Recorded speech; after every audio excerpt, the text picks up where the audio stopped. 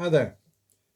Today's book I'm going to talk about is another in the handgun series, and it's this one, Quick or Dead by William Cassidy. Mr. Cassidy is a noted researcher on the subject of close quarter combat, and at one time he was a member of a forum that I was on. And there was a lot of discussion about World War II combatives on this forum. And there were quite a number of trolls who just attacked him about his business dealings and so on. But I asked him a couple of questions about the history of World War II combatives, and he gave me really good answers, and I learned from him. And so, unfortunately, he was driven from this forum by the persistence of these trolls. So that was a bit of a pity, and it was really good to be able to glean some information from him, because this book, Quick or Dead, I've long enjoyed from when it came out in the 70s. There's two main parts to it. The first part is an overview of the history of gunfighting, and it goes back to the Wild West.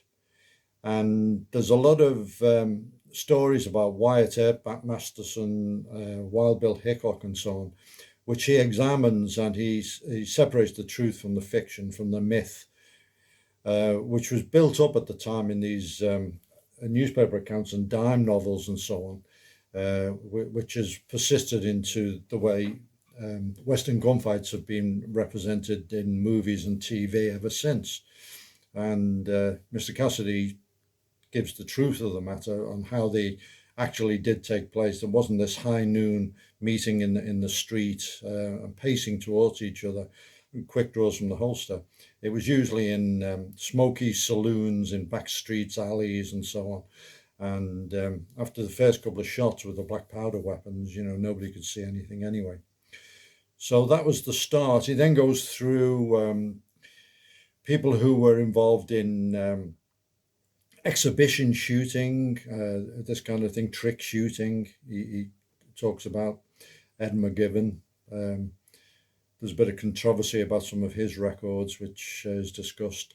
And then he goes into the Shanghai School, notably W.E. Fairbairn, and his influence when he was in charge of the firearms training for the Shanghai Municipal Police. And for the first part of his tenure there, he had to teach the set syllabus, and he went out on the streets for a period of about 9 years to every incident and amassed a great deal of data, and then was given the opportunity to revise the training, and he brought in his ideas for how the guys should be trained, what weapons they should use, and the kind of training, the kind of targets, the kind of ranges they should use. And that went on for quite a while. Shanghai at the time was the most dangerous city in the world. So it was very, very necessary to train the guys to a high level. The book then goes on into World War II and follows the career of Fairbairn and his compatriot Sykes when they came over to the United Kingdom and got heavily involved in training the special duties personnel for what became SOE at the Special Training Centre, Loch Aelot, and then the Commando Training Centre as well. Then Fairbairn was sent to the United States to help set up the OSS, their equivalent of SOE, and there he met Rex Applegate, who came over to the UK, visited several of the training establishments, picked up the material, the syllabus, and so on, went back to the United States, worked firstly with OSS, and then was asked to set up the Military Intelligence Training Centre, which he did. And that became a real centre of excellence. So the book does really cover in great detail the career of W.E. Fairbairn. Rex Applegate, Eric Sykes, and so on. And it was probably the first book to do it in that kind of detail. That's one of the reasons we all welcomed it. He then goes on to, he discusses other people such as Askins, Bill Jordan, and so on, the kind of books they wrote and what kind of methods they taught.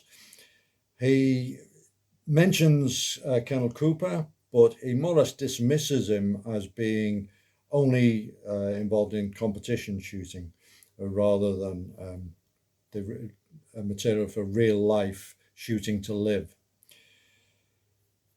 The second part of the book is about technique, which is illustrated by line drawings of the point shooting syllabus that was associated with the Shanghai school and then the later World War II school. It's a pretty good representation of it. It's very clearly shown with these line drawings rather than photographs. The thing is that over the years, point shooting has really become obsolete, I would say, and the school of shooting was at the time known as the modern technique, taught by Colonel Cooper, was the foundation for what's come since and what is regarded now as the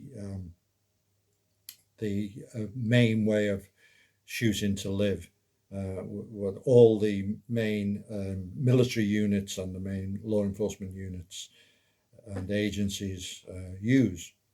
That's not to say that the material taught during the war and in Shanghai is got no value. One of the big contributions William Fairbairn made was what he called the House of Horrors or the Mystery House, which we now call a shoot house or a CQB house. Training in a shoot house in a 360-degree environment, whether as an individual or as a team, was very, very important. And the way Fairbairn did it, and it's shown on a film, the OSS film, where you had a mentor going with you and giving you feedback, was a very, very important way of training. The information goes in at a deeper level. So I would say that's still a main contribution. To me, the book is an absolute delight. I recently, for this video, I reread it, and particularly the historical stuff. I really enjoyed reading about the Wild West and so on. And there's a lot of significance to this book, and I recommend it to all the guys on this channel.